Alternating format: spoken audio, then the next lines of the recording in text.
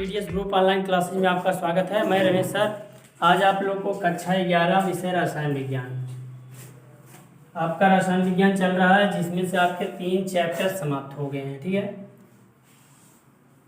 तो 3 चैप्टर आपके जब समाप्त हो गए हैं तो अब उन चैप्टर से रिलेटेड मैं आपको इन्हीं बताया था इलेक्ट्रॉन की क्वांटम संख्याएं। इलेक्ट्रॉन की क्वांटम संख्याएं कितनी होती हैं, इसका मैंने न्यूमेरिकल भी कराया था। तो वही चीज़ आपको फिर एक सवाल के माध्यम से मैं आपको दोबारा इलेक्ट्रॉन की क्वांटम संख्याएं कैसे ज्ञात की जाती हैं, या इलेक्ट्रॉन की क्वांटम संख्याएं कितनी होती हैं, या क्वांटम संख्याएं किसे कहते हैं, तो देख लीजिए। पहला एग्जाम्पल देख लीजिए, मैं आपको पहला एग्जाम्पल बता रहा हूँ। जैसे कि एक आपका जैसे सिलिका क्या है, सिलिकॉन है। SI इसका परमाणु क्रमांक कितना होता है, 14 होता है।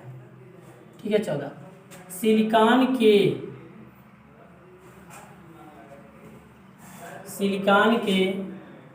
इलेक्ट्रॉनिक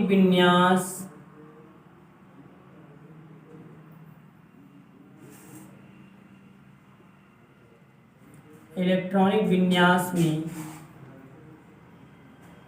यानी 11वें व 9वें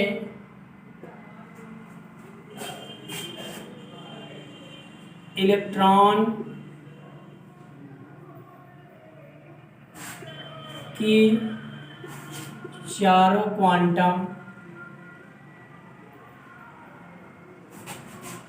क्वांटम संख्याएं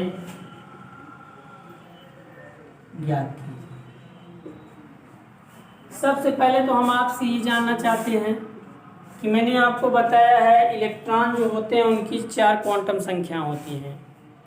यानी क्वांटम संख्याएं किसे कहते हैं, किसी ऑर्बिटल में उपस्थित इलेक्ट्रॉनों की स्थिति व ऊर्जा का जो स्थानांतरण, यानी ऊर्जा का स्थिति और ऊर्जा का स्पष्ट भाव प्रकट करते हैं या बताते हैं या वर्णन को दर्शाते हैं, उसी को हम क्या कहते हैं, क्वांटम संख्याएं कहते हैं। तो इलेक्ट्रॉन की क्वांटम संख्याएं 4 प्रकार की होती हैं, जिनमें से पहला आपका क्या है, मुख्य क्वांटम संख्या। मुख्य क्वांटम संख्या जिसको हम n से डिनोट करते हैं। और दूसरा नंबर क्या है, चुंबकीय क्वांटम संख्या।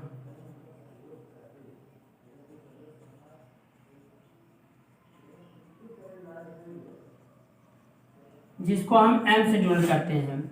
और तीसरा क्या है, द्विगंशी क्वांटम संख्या।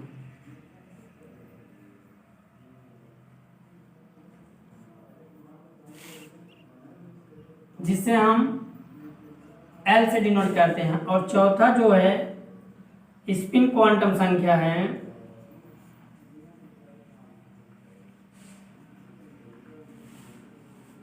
जिसे हम S से डिनोट करते हैं। तो ये आपके 4 प्रकार के, यानी इलेक्ट्रॉन की 4 क्वांटम संख्याएं होती हैं। मुख्य क्वांटम संख्या, मुख्य आवर्त संख्या मुख्य क्वांटम संख्या कहलाती है। चुंबकीय क्वांटम संख्या उसके उपकोष पर डिपेंड करते हैं, यानी L की वैल्यू पर डिपेंड करते हैं। L की वैल्यू यानी +1 -L से लेकर 0, सही।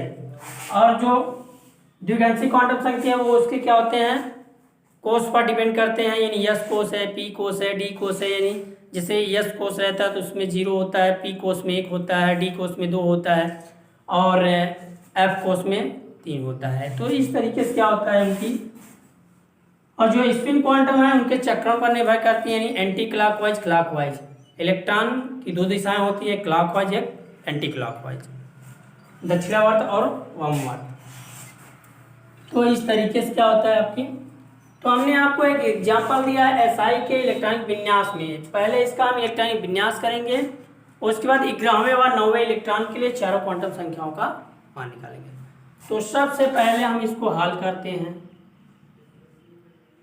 SI14 है, इसका इलेक्ट्रॉनिक विन्यास 1s2 2s2 2p6 3s2 3p। देखिए 2 2 4 6 10 2 12 2 14। ठीक, अब यहाँ तक देखिए इसमें आपका 14 यानी 13 और 14 इलेक्ट्रॉन हो गए। इसमें आपका क्या हो गया 12 और यानी 11 और 12 इलेक्ट्रॉन हो गए। अब देख लीजिए इसमें क्या है आपके 9 और 10 इलेक्ट्रॉन हो गए। ठीक, तो मैंने आपको ज्ञात क्या करने के लिए क्या 9वें इलेक्ट्रॉन और 11वें इलेक्ट्रॉन के लिए चारों क्वांटम संख्याओं का मान निकालना है। तो इस तरीके से देखिए 9वां इलेक्ट्रॉन क्या है 2p6 में है। p के लिए 3 कक्षक बनते हैं, p के लिए 3 कक्षक बनते हैं क्योंकि इसमें अधिकतम 6 इलेक्ट्रॉन होते हैं। ठीक, और इलेक्ट्रॉन जो होता है वो क्या होता है हुंड के नियम के अनुसार भरता है। हमने आपको हुंड का नियम बताया है कि नहीं, पहले इलेक्ट्रॉन एकल इलेक्ट्रॉन भरते हैं, बाद में उनका क्या होता है युग्मन होता है। तो अब देखिए ये 2 2 4 4, ये क्या हुआ 5, ये क्या हुआ 6, ये क्या हुआ 7 और ये 8 और ये क्या हो जाएगा 9, ये क्या हो जाएगा 10। तो 9वां इलेक्ट्रॉन यही होगा। ठीक, और m की वैल्यू क्या होती है -1 0 +1। तो और l की वैल्यू जो होती है इसके p कक्षक पर ट्रिनेट करती है। p है तो 1 है, यस में है तो 0 है। ठीक है, अब इसमें हम निकाल लेंगे 9वें इलेक्ट्रॉन के लिए चारों क्वांटम संख्याओं का मान। तो यहाँ लिख लेंगे 9वें इलेक्ट्रॉन के लिए चारों क्वांटम संख्याओं का मान। पहला n इक्वल टू क्या हो जाएगा 2, मुख्य आवर्त संख्या इसकी क्या कहलाती है मुख्य क्वांटम संख्या। यह अब इसमें निकालना n इक्वल टू क्या हो जाएगा 1 और m इक्वल टू क्या हो जाएगा देखिए 9वां इलेक्ट्रॉन तो क्या हो जाएगा 0। s इक्वल टू क्या हो जाएगा देखिए एंटी क्लॉकवाइज, ये क्लॉकवाइज ये एंटी क्लॉकवाइज नीचे, तो माइनस क्या हो जाएगा 1/2। तो ये आपका 9वें इलेक्ट्रॉन के लिए चारों क्वांटम संख्याओं का मान हो गया। अब अगला हम देखते हैं कि 11वें इलेक्ट्रॉन के लिए। तो 11वें इलेक्ट्रॉन के लिए जब निकालेंगे 11वें इलेक्ट्रॉन के लिए क्वांटम संख्या तो देखिए 3s2, यस में एक ही कक्षक बनता है ये हो। n बराबर क्या है 3 और यस में क्या होता है l की वैल्यू क्या होती है 0 होती है और m की वैल्यू क्या होती है 0 होती है। ठीक, तो अब देखिए अब इसमें 11वें इलेक्ट्रॉन के लिए क्वांटम संख्या n बराबर क्या हो जाएगा 3, l बराबर 0, m बराबर क्या हो जाएगा 0 और s बराबर क्या हो जाएगा। अब देखिए 11 और 12 क्लॉकवाइज है तो क्या हो जाएगा +1/2। इस तरीके से हम क्या करते हैं चारों क्वांटम संख्याओं का मान ज्ञात करते हैं। अगर आपको इस तरीके से प्रश्न दिए जाएंगे व्हाट्सएप ग्रुप में तो हम उम्मीद करते हैं कि आप उसे आसानी से हल कर लेंगे। ठीक है, अगला देखते हैं। ये तो आपका एकदम सिंपल है।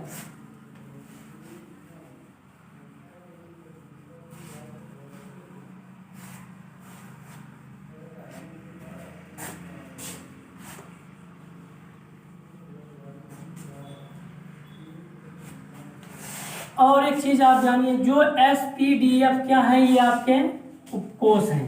क्या है SPDF उपकोष में बांट दिया गया है। तो इनमें SPDF में देखिए हमेशा आप याद कर लीजिए यस में अधिक 2 इलेक्ट्रॉन होता है और P में 6 इलेक्ट्रॉन भरे जाते हैं, D में 10 इलेक्ट्रॉन भरे जाते हैं और F जो होता है उसमें 14 इलेक्ट्रॉन होता है। तो ये क्या होते हैं इलेक्ट्रॉनों की संख्या। यस में 2 से अधिक नहीं आएंगे, P में 6 से अधिक नहीं आएंगे, D में 10 से अधिक नहीं आएंगे, F में 14 से अधिक नहीं आएंगे।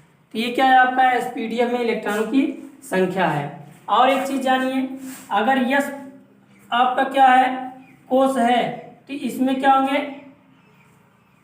एक ही कोष बनेगा, क्योंकि यस क्या होता है इसमें 2 इलेक्ट्रॉन होते हैं इसलिए एक ऑर्बिटल में 2 ही इलेक्ट्रॉन पाए जाते हैं। तो यस में केवल एक ही कोष बनेगा, अर्थात एक ही कक्षक रहेंगे। अगर पी आ जाता है, पी में कितने हैं, 6 इलेक्ट्रॉन होते हैं, तो इनके 3 कक्षक, इन 3 सबसेल बनते हैं। 1 2 3, 1 2 3, तो हर एक ऑर्बिटल में 2 इलेक्ट्रॉन आता है। तो ये पी में 3 कक्षक बनते हैं। अगर कोई पूछता है तो इस तरीके से आप, और डी आता है तो डी में कितने बनेंगे, 5, 1 2 3 और ये 5, 1 2 3 4 5। तो डी में कितने बनते हैं, 5 कक्षक बनते हैं, 5 सबसेल बनते हैं, क्योंकि इसमें 10 इलेक्ट्रॉन आता है। और जब यफ आता है, यफ में कितने कक्षक बनते हैं, 7। तो इसमें कितने बनते हैं, 7 कक्षक बनते हैं, 1 2 3 4 5 7। ठीक, 1 2 3 4 5 6 7। तो इस तरीके से आपके क्या हुए, एफ में 7 कक्षक हुए, एस में 1 होता है, पी में 3 होता है, डी में कितने होते हैं, 5 होते हैं, एफ में कितने होते हैं, 7 होते हैं। अगर पूछा जाए कि अगर यस कक्षक है, यस उपकोष है, तो इसमें यम के कितने मान हो सकते हैं, संभावित कितने मान हो सकते हैं, तो यम के जो वैल्यू होंगे वो क्या होंगे, 0, यानी अर्थात 0 होगा इसका, क्योंकि एक ही है, तो इसका आपका क्या होगा, 0। और इसके अगर होंगे, यानी पी में देखा जाए तो ये यस में यम के मान कितने हुए, 0, और पी में देखा जाए तो यम के वैल्यू क्या होंगे, देखिए 0 1 2, इसका मतलब क्या हो जाएगा, 3 हो जाएंगे, 3 मान इसके हो जाएंगे, यम के कितने मान हो जाएंगे, 3 हो जाएंगे। और 3 क्या होंगे, जैसे -1 0 +1, ये 3 हुए नहीं, 3 मान हुए। इसको हम ऐसे भी लिख सकते हैं, इसके 3 मान। अगर आपका डी में है, डी में कितने हो जाएंगे, एम के, एम के कितने, 5 मान हो जाएंगे। डी में एम के 5 मान, वो भी कैसे, -2 -1 0 +1 +2, तो 1 2 3 4 5, तो ये आपके हो गए। और अगला देखा जाए एफ में, अगर एफ में दिए रहेंगे, एफ कक्षक में, तो एम की वैल्यू क्या हो जाएगी, यानी 7, एम के कितने मान होंगे, 7 मान। ये टोटल योग करके बताया जा रहा है, 7 मान, यानी क्या होगा, +3 -3 -2 -1 0 +1 +2 +3। तो इस तरीके से ये आपके क्या है, एम के वैल्यू, यानी अगर F = आपका रहेगा तो m के कितने मान, F कक्षक रहेंगे, m के 7 मान होंगे, D कक्षक रहेगा तो m के 5 मान होंगे, S कक्षक रहेगा तो m के 0 मान होंगे, अगर आपका क्या कहते हैं P कक्षक होगा m के 3 मान होंगे। तो इस तरीके से क्या होता है, आपकी m की वैल्यू को दिखाया गया है और आपकी ये इलेक्ट्रॉनों की संख्या दिखाया गया है। तो आप देख लीजिए, अगर मैंने आपको इलेक्ट्रॉन की 4 क्वांटम संख्याओं के बारे में भी बता दिया है कि 4 क्वांटम संख्या कैसे निकालते हैं, अगर उसमें आपको उस तरीके से एग्जाम्पल दिए जाएंगे तो आप आसानी से उनका क्या निकाल लेंगे, 4 क्वांटम संख्याओं का मान ज्ञात कर लेंगे। ठीक है, तो अगर आपको जो चीज़ें मैंने बताया, अगर आपको कहीं कन्फ्यूजन है या नहीं समझ में आया है, तो उसे आप मेरे व्हाट्सएप नंबर 93 35 34 71 05 पर मैसेज या कॉल करके समस्या का समाधान प्राप्त कर सकते हैं। धन्यवाद। सब्सक्राइब कीजिए हमारे चैनल को और बेल दबाना ना भूलें, ताकि अगले वीडियो का नोटिफिकेशन आपको आसानी से